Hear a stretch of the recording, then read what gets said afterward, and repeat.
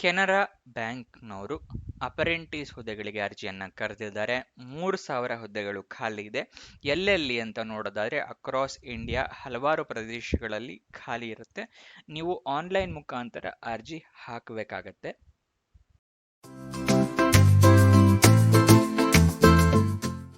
ನಮಸ್ಕಾರ ವೀಕ್ಷಕರೇ. ಈ ವಿಡಿಯೋದಲ್ಲಿ ಕೆನರಾ ಬ್ಯಾಂಕ್ ಅವರು ಯಾವ್ಯಾವ ಹುದ್ದೆಗಳಿಗೆ ಅರ್ಜಿಯನ್ನ ಕರೆದಿದ್ದಾರೆ, ಅಪ್ಲಿಕೇಶನ್ ಹೇಗೆ ಹಾಕಬೇಕು, ಎಜುಕೇಷನ್ ಕ್ವಾಲಿಫಿಕೇಷನ್ ಏನಾಗಿರಬೇಕು, ವಯೋಮಿತಿ ಎಷ್ಟಿರಬೇಕು, ಇದರ ಎಲ್ಲದರ ವಿವರಗಳನ್ನು ತಿಳಿಸ್ಕೊಡ್ತೀನಿ. ಈ ವಿಡಿಯೋನ ಕೊನೆ ತನಕ ನೋಡಿ. ವಿಡಿಯೋ ಶುರು ಮಾಡೋದಕ್ಕೂ ಮುಂಚೆ ಈ ಚಾನೆಲ್ನ ಮೊದಲನೇ ಬಾರಿ ನೋಡ್ತಾ ಇದ್ದರೆ ಸಬ್ಸ್ಕ್ರೈಬ್ ಮಾಡಿ ಹಾಗೂ ಪಕ್ಕದಲ್ಲಿರೋ ಬೆಲ್ ಐಕನ್ನ ಪ್ರೆಸ್ ಮಾಡಿ. ವಿಡಿಯೋನ ಶುರು ಮಾಡೋಣ.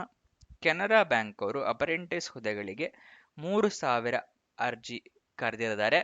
ಆಲ್ ಇಂಡಿಯಾದಲ್ಲಿ ಖಾಲಿ ಇರುತ್ತೆ ಹುದ್ದೆಗಳು. ಎಜುಕೇಷನ್ ಕ್ವಾಲಿಫಿಕೇಷನ್ ಡಿಗ್ರಿ ಆಗಿದ್ರೆ ಸಾಕು, ಯಾವುದರಲ್ಲಾದರೂ ಡಿಗ್ರಿ ಆಗಿರಬೇಕಾಗತ್ತೆ. ಎನಿ ಡಿಸಿಪ್ಲಿನ್, ರೆಕಗ್ನೈಸ್ಡ್ ಯೂನಿವರ್ಸಿಟಿ ಅಥವಾ ರೆಕಗ್ನೈಸ್ಡ್ ಬೋರ್ಡಿಂದ ಆಗಿರಬೇಕು. ವಯೋಮಿತಿ ಎಷ್ಟಿರಬೇಕು ಅಂತ ನೋಡೋದಾದರೆ ಮಿನಿಮಮ್ 20 ವರ್ಷ ಆಗಿರಬೇಕು, ಮ್ಯಾಕ್ಸಿಮಮ್ 28. ಸೊ 20ರಿಂದ 28 ವರ್ಷದವರು ಅಪ್ಲಿಕೇಶನ್ನ ಹಾಕಬಹುದು. ಕೆಲವೊಂದು ಕ್ಯಾಟಗರಿ ಅವರಿಗೆ ಸಡಿಲಿಕೆ ಕೊಟ್ಟಿರ್ತಾರೆ. ಯಾವ್ಯಾವ ಕ್ಯಾಟಗರಿ ಅಂತ ನೋಡೋಣ. SC ಮತ್ತು ST ಕ್ಯಾಟಗರಿ ಅವರಿಗೆ 5 ವರ್ಷದ ಸಡಿಲಿಕೆ ಕೊಟ್ಟಿರ್ತಾರೆ. ಅದರ್ ಬ್ಯಾಕ್ವರ್ಡ್ ಕ್ಲಾಸಸ್ ಅಂದರೆ OBC ಕ್ಯಾಟಗರಿ ಅವರಿಗೆ 3 ವರ್ಷದ ಸಡಿಲಿಕೆ ಇರುತ್ತೆ. Person with bench mark disabilities ಅವರಿಗೆ 10 ವರ್ಷದ ಸಡಿಲಿಕೆ ಇರುತ್ತೆ. ವಿಡೋಸ್ ಮತ್ತು ಡೈವರ್ಸ್ಡ್ women and women legally separated from their husband who have not married, ವಿಧವೆಯರು ಮತ್ತೆ ಡೈವರ್ಸ್ ತಗೊಂಡಿರುವಂಥ ಹೆಣ್ಮಕ್ಳು ಮತ್ತೆ ಗಂಡನಿಂದ ದೂರ ಆಗಿ ಮತ್ತೆ ಮದುವೆ ಆಗದೇ ಇರೋರು, ಅವರುಗಳಿಗೆ 35 ವರ್ಷ ಮ್ಯಾಕ್ಸಿಮಮ್ ಏಜ್ ತನಕ ಜನರಲ್ ಮತ್ತು EWS ಕ್ಯಾಟಗರಿ ಅವರಿಗೆ, 38 ವರ್ಷ ಮ್ಯಾಕ್ಸಿಮಮ್ OBC ಕ್ಯಾಟಗರಿ ಅವರಿಗೆ, 40 ವರ್ಷ SC ಮತ್ತು ST ಕ್ಯಾಟಗರಿ ಅವರಿಗೆ. Next, person affected by 1984 riots ಅವರಿಗೆ 5 ವರ್ಷದ ಸಡಿಲಿಕೆ ಕೊಟ್ಟಿರ್ತಾರೆ. ಅಪ್ಲಿಕೇಶನ್ ಫೀಸ್ ಏನಿರುತ್ತೆ ಅಂತ ನೋಡೋಣ. ಜನರಲ್, OBC ಮತ್ತು EWS ಕ್ಯಾಟಗರಿ ಅವರಿಗೆ 500 ರೂಪಾಯಿ ಅಪ್ಲಿಕೇಶನ್ ಫೀಸ್ ಇರುತ್ತೆ. SC, ST ಮತ್ತು PWD ಪರ್ಸನ್ ವಿತ್ ಡಿಸೆಬಿಲಿಟಿ ಅವರಿಗೆ ಅಪ್ಲಿಕೇಶನ್ ಫೀಸ್ ಇರೋದಿಲ್ಲ.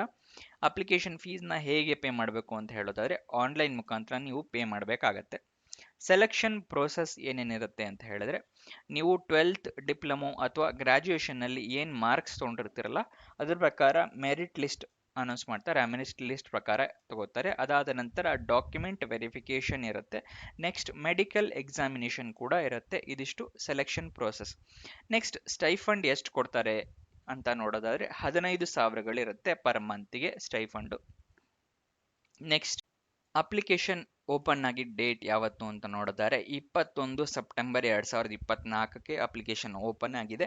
ಅಪ್ಲಿಕೇಶನ್ ಕೊನೆಯ ದಿನಾಂಕ ಯಾವುದು ಅಂತ ಹೇಳಿದ್ರೆ 4 ಅಕ್ಟೋಬರ್ 2024ಕ್ಕೆ ಕೊನೆಯ ದಿನಾಂಕ ಇರುತ್ತೆ.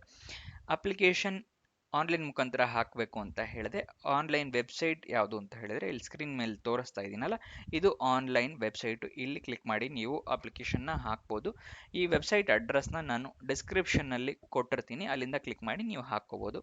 ಅಥವಾ ಅಫಿಷಿಯಲ್ ವೆಬ್ಸೈಟಲ್ಲಿ ಡೀಟೇಲ್ಸ್ ನೋಡ್ಕೊಬೇಕು ಅಂತ ಹೇಳಿದ್ರೆ canarabank.comಗೆ ಹೋಗಿ ಕೆರಿಯರ್ಸ್ ಅನ್ನೋದಕ್ಕೆ ಹೋಗಿ ಅಲ್ಲಿ ರಿಕ್ರೂಟ್ಮೆಂಟ್, ಅಲ್ಲಿ ಎಂಗೇಜ್ಮೆಂಟ್ ಆಫ್ ಗ್ರ್ಯಾಜುಯೇಟ್ ಅಪ್ರೆಂಟಿಸ್ ಅಂತ ಇರುತ್ತೆ, ಅದನ್ನು ಕ್ಲಿಕ್ ಮಾಡಿದ್ರೆ ನೀವು ಜಾಬ್ ಡೀಟೇಲ್ಸ್ನ ತಿಳ್ಕೊಬೋದು. ಅಲ್ಲಿಂದ ಇಲ್ಲಿ ಅಪ್ಲಿಕೇಶನ್ ಆನ್ಲೈನ್ ಅಂತ ಕೊಟ್ಟಿದ್ದೀನಿ, ಇಲ್ಲಿ ಕ್ಲಿಕ್ ಮಾಡಿದ್ರೆ ಈ ಪೇಜ್ ಓಪನ್ ಆಗುತ್ತೆ.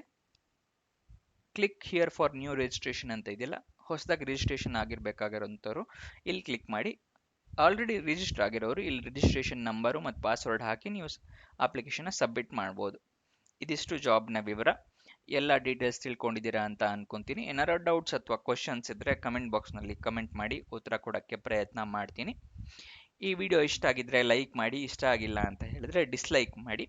ಫ್ರೆಂಡ್ಸ್ ಯಾರಾದರೂ ಜಾಬ್ ಹುಡುಕ್ತಾ ಇದ್ದಾರೆ ಅಂತ ಹೇಳಿದ್ರೆ ಅವರಿಗೆ ಈ ವಿಡಿಯೋನ ಶೇರ್ ಮಾಡಿ.